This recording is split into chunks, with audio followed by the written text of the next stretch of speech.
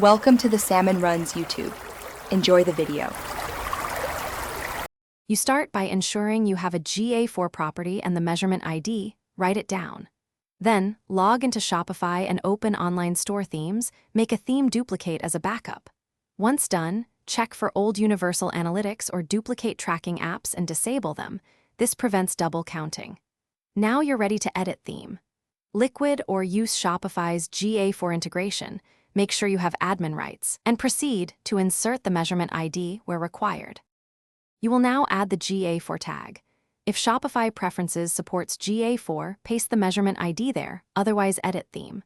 Liquid and place the G tag. JS snippet using your GID immediately before the /head tag. Next, implement e-commerce events, purchase, add to cart, view item using data layer pushes or Shopify's checkout scripts. This ensures revenue and product detail capture. Once done, save and publish the theme. Finally, open Tag Assistant to watch real-time events and confirm data flowing into GA4. You finish by validating events, trigger test purchases and behavior, then view them in GA4 real-time and debug view to ensure parameters like value, currency, and item ID arrive. If values are missing, map Shopify variables to data layer keys and enable enhanced e-commerce or past purchase data via the checkout script. Once confirmed, publish changes.